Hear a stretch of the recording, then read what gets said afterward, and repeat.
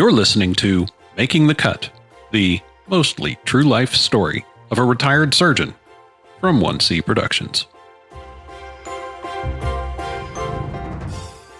Hi, I'm Rebecca Seitz, founder and president of 1C Productions. This episode contains explicit language and adult content. It is intended for mature audiences only.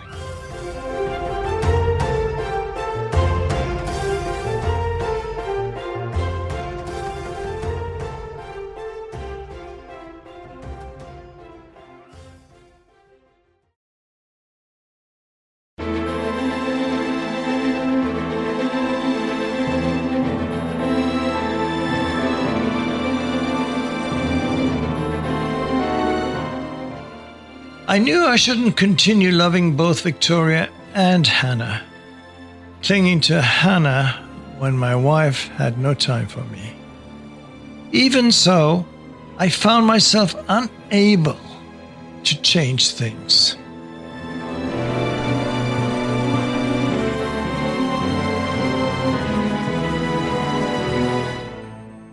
The relief of moving back into UCH's doctor's building filled me as I took on a mantle of dignity, the title of house surgeon. The acknowledgement of fellow physicians. I happily shed my short stint of unemployment status. Mr. Kingdom and the other consultants operated 3 times a week. 8 to 12 patients arrived on the day before surgery. After 2 p.m., my responsibility was to clerk them, get their x-rays, explain the operation, get the consent form signed, and generally prepare them for the next day's operation.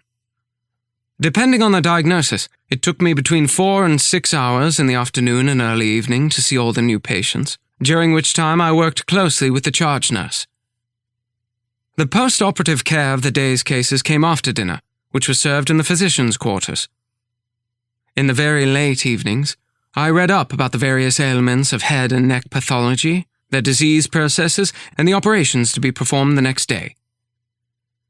When Victoria was free of an evening, she would sneak up the back stairs to join me in the narrow bed. I loved having her with me.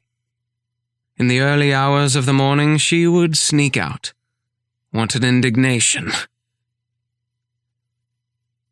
After a while, though, I felt like a lackey, working for surgeons who are having fun in the operating theater, dealing with complex operations for cancer of the throat or the larynx. I didn't see them for long stretches during the day. When they finished a case, they accompanied their patient onto the ward and gave instructions to the sister or the charge nurse about post-operative care. I aired my frustration to a friendly and understanding Afro-Trinidadian maxillofacial fellow named Desmond. Sure, there are bigots and hypocrites. The color of our skin threatens them. You see, they irrationally fear we will dominate them.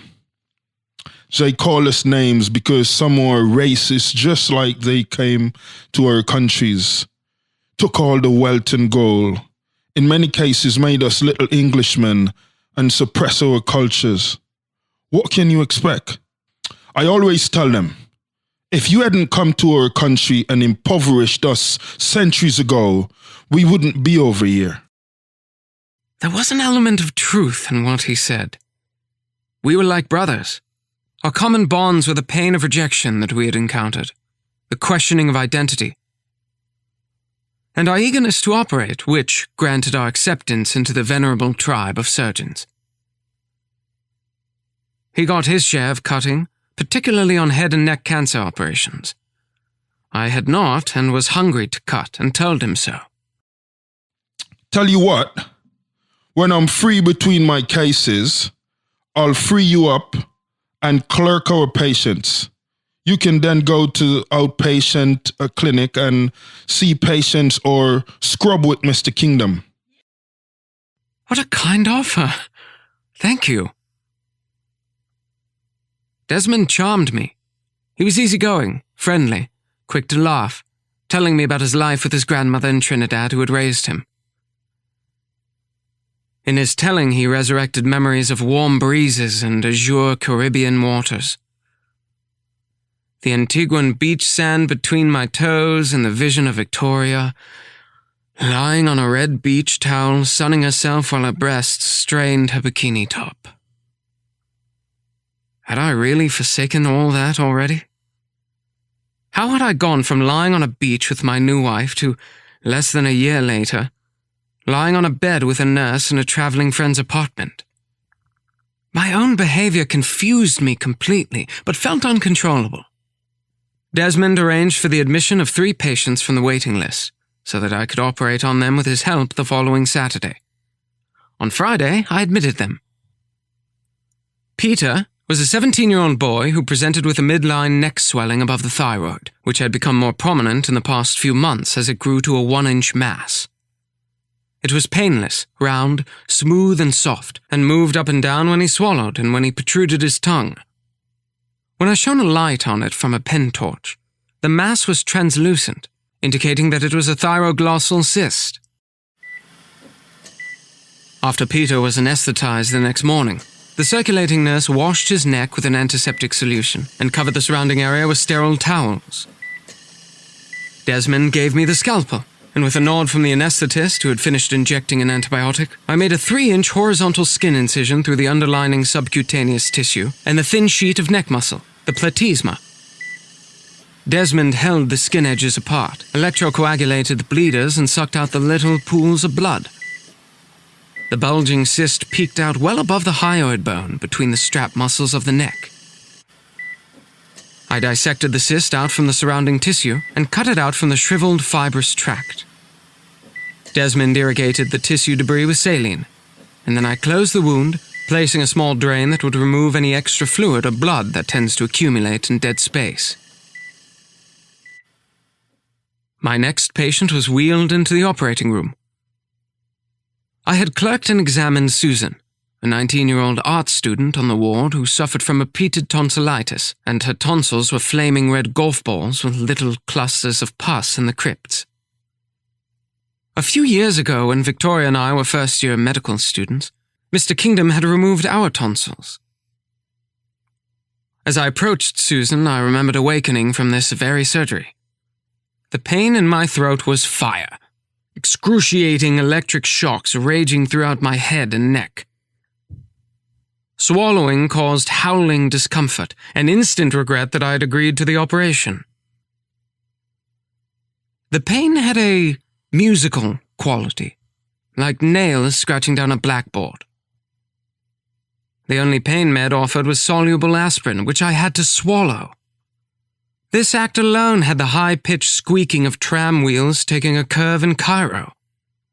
By day 7, the pain had become bearable, allowing me to transition from ice cream and popsicles to soft food. I could now hardly believe that I was going to inflict the same pain onto my patients. I resolved to inject long-term local anesthetic Marcaine into the tonsil bed and throat muscle to produce numbness for 10 to 12 hours. Maybe I could save Susan from some of the difficulty of this experience. Once Susan was asleep, the area about the mouth was washed and draped by the scrub nurse. I inserted a gag to keep her mouth open and to depress the tongue. Desmond helped at every step of the procedure, guiding me along. I grabbed the left tonsil with an instrument and first injected the local lidocaine with epinephrine. The former numbed the pain, while the addition of epinephrine caused constriction of blood vessels to minimize bleeding. I injected the solution in a plane between the lymph tissue and the muscle of the throat, causing the plane to swell, making it easier to peel the tonsil out of its bed. Using the knife, I slowly carved out the tonsil. It was a barbaric procedure, unlike the gracefulness of performing an appendectomy. As I gained confidence working in Susan's throat, I sped up my cutting. Bleeding points were electrocoagulated to stop the oozing of blood after I took out the tonsil. I repeated the procedure on the right tonsil. After that, I injected the long-acting Marcaine. Seeing that there was no further bleeding, I removed the retractor. I ordered Demerol injections for 48 hours to help with pain management, in addition to aspirin. My last patient, Samantha, was a 7-year-old girl with very large adenoids at the base of the nose, obstructing the airway, leading her to snore. The adenoids, too, are lymph nodes and can get infected frequently without involving the tonsils. When enlarged, they block the eustachian tube connecting the middle ear to the back of the throat, causing middle ear infection in children. Desmond showed me how to remove them. Operating in the head and neck was a challenge.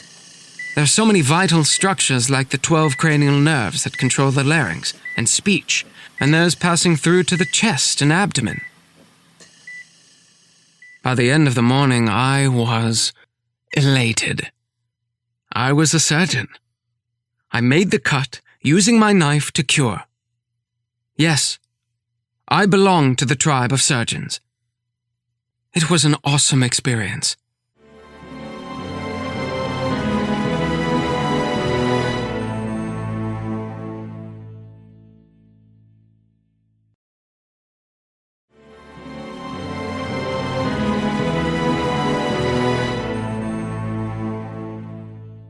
By the end of the first month, I had done other operations and even progressed to more complicated ones. This lifestyle was all-encompassing, and once more I felt on top of the world. I had mastered how to efficiently run a surgical ward and established myself as a surgeon, yielded a knife and treated my own patients on Saturday mornings. No other house surgeon had done that. I wanted to celebrate. Despite complete silence between us for the first month of my time back at UCH, I turned to Hannah. Hannah and I met at the top of the casualty ramp. To be less conspicuous, she wore her nurse's uniform and cape and cap. We walked past waiting patients through the tunnels leading to the doctor's residence and crept up the back stairs past the deaf beadle guarding the entrance. Once in my tiny on-call room, there wasn't much to do but be together. She made me feel alive, even when I was dog-tired. Melding our bodies seemed natural to her. A fuck was just that, a fuck. Where I was circumspect about expressing my desires, she had no such hesitations. I admired her unabashed nature even as I wondered where her lack of inhibition came from. Her response to my early morning advances came natural to her, even when I interrupted her deep sleep in the middle of the night. When it came to nudity, Hannah and I were opposites. Where I had hang-ups about my body, she proudly displayed hers. She let me love her without embarrassment or reprimand.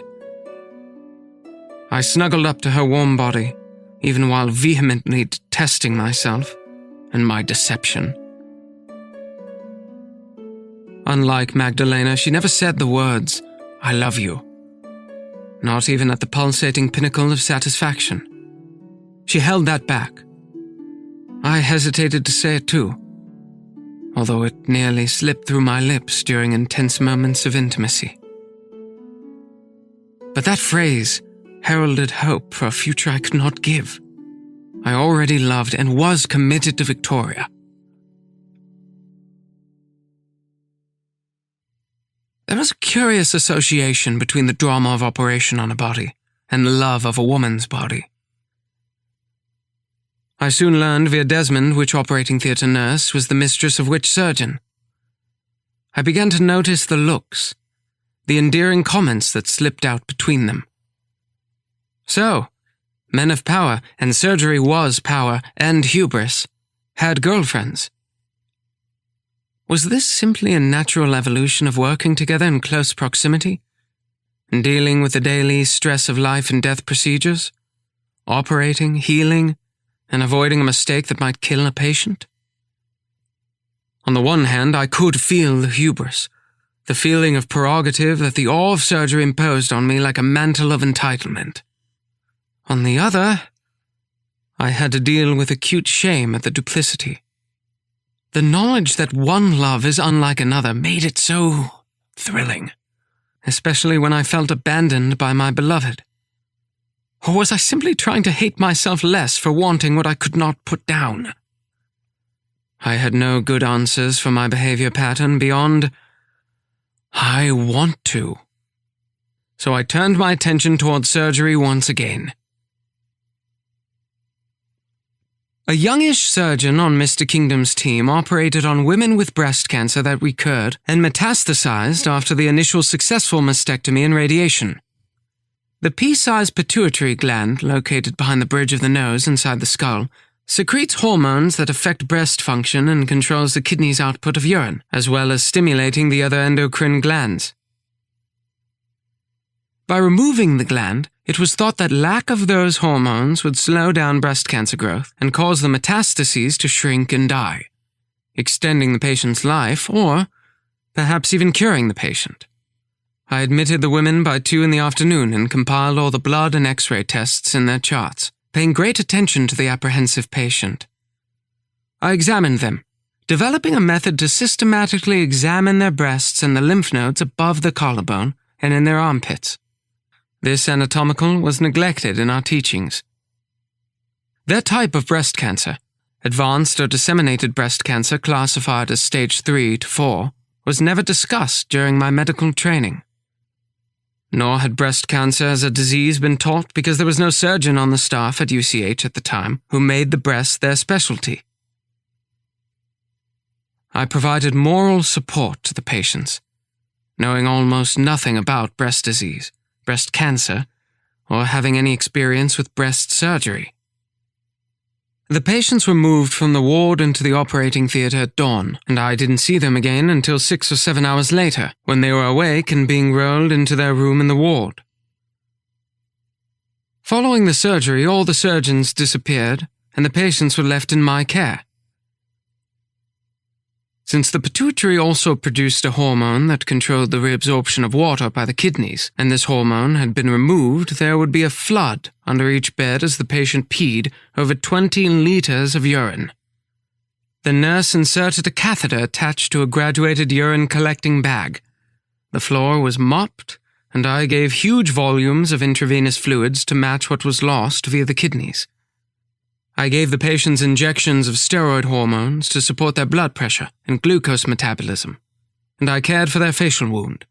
I was up most of the night stabilizing the patients, which guaranteed that I would miss dinner and sleep. My 6 months as a house surgeon at the Royal Ear Hospital of UCH passed very quickly. My time there instilled knowledge and appreciation of the beauty of the head and neck anatomy, and developed in me an affinity for breast disease. Desmond enlightened me about the next steps to becoming a surgeon. After I'd completed my job at the Royal Ear Hospital, I would receive a letter from the General Medical Council informing me that I was now registered as a medical practitioner in the United Kingdom. That's such a great fucking feeling. Getting that letter. Then I would face the primary fellowship examination of London's Royal College of Surgeons. It's a tough exam with a pass rate of 20%. Holy shit. 20%? Was I going to face failure again? Had I not overcome this pus demon? How do I prepare? Reread all the stuff you learned for a second MB. And don't forget to apply. I made that mistake. The exam tests your in-depth knowledge of surgical anatomy, physiology, and pathology in their integration as it applies to the human body under stress of surgery or trauma. After passing, I must pass. I would embark on a 3 to 5 year period as a surgical registrar at various levels of seniority in general surgery. Having gained sufficient operating experience, I'd apply to sit for the final practical surgical exam. Only then would I become a fellow of the Royal College of Surgeons. It feels like a lifetime from now, Desmond. Like this will never end. Imagine the acronym FRCS behind your name. That's what kept me going. Passing this exam was considered easier than the primary. By then, I should be in my mid-30s or early 40s, working as a surgeon at a senior-level job, climbing the surgical career ladder to the giddy heights of a consultancy or waiting in line for dead man's shoes for the academic title of professor. Desmond's guidance laid out for the first time the professional path I had to follow. Since I hadn't heard the outcome of my interviews in America by now, I reckoned my chances were slim to non-existent, and I didn't mention them. The primary is the toughie. It's no shame if you fail. I passed on the second try, and I know some who have sat for it 6 times. Really? I'd be a wreck. Is there no curriculum that I need to cover to ensure I've read and learned all I need to pass? No. But if you want to improve your odds, take the preparatory course offered by the college. Mind you, they're pricey. I'll try to study on my own first. To expand my knowledge of head and neck anatomy, I assisted Desmond in the excision of cancers of the tongue and lip. This cancer occurred most often in chronic smokers. After cutting out the cancer, a neck dissection is done. The surgeon makes a flap of skin in the neck, which is peeled back on itself to reveal the 3-dimensional neck structures. The lymph glands that drain the cancer site are dissected out and removed. The anatomy is beautiful. Looks like a Michelangelo diagram. Desmond did most of the preparatory dissection before Mr. Kingdom appeared to do the major part of the operation, removing the cancer of the voice box or the base of the tongue and the surrounding tissues. When he removed tumors of the parotoid salivary gland, he made sure that the delicate branch of the facial nerve that was sandwiched between the 2 lobes and which controls facial expression was preserved, so the patient didn't have a droop on one side. As I watched Mr. Kingdom work between the complex structures in the neck, I was reminded of the mnemonics we learned to help memorize the complex anatomical relationships of the vital nerves, blood vessels, and small muscles that controlled function of the tongue, swallowing, facial expression, the voice box, and other critical structures in function. One was, the lingual nerve took a swerve around the hyoglossus. Well, I'll be fucked, said Wharton's duct, the bastard double-crossed us. The hypoglossal muscle moves the tongue, while Wharton's duct is a salivary duct that drains saliva from a gland in the neck into the mouth.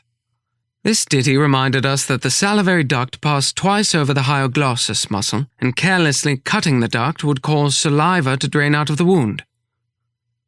Each Saturday morning, Desmond assisted me in operating on the cases he had selected from the operative waiting list. It was a strange sensation that I could pick up a knife and willfully cut into a patient, deliberately being aggressive, in order to cure. I had to injure a patient to heal a patient. Cut, then cure. My mind wrestled with the reality of it, and what that might mean for my life experiences so far.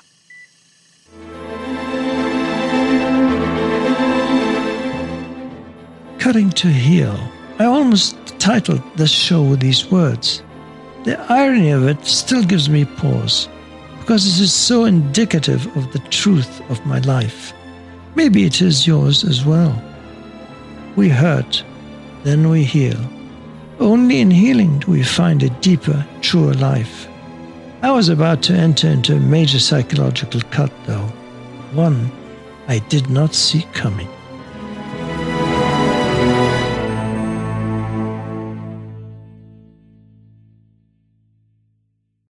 Thanks for listening to this project from 1C Productions, where thought-provoking media comes alive.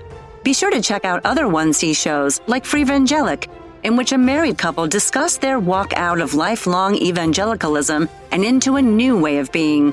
Their search for truth might open doors for you as well. Learn about Freevangelic and other 1C Productions podcasts at just1c.com. That's JUSTONEC.com.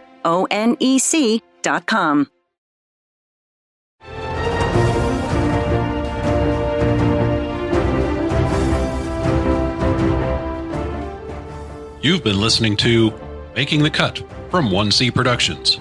Making the Cut was written, produced, and directed by Rebecca Seitz, based on Michael McGead's manuscript, Mastering the Knife. Noah James played Michael McGead. Other roles brought to life by the voice talent of Cornell Bunting.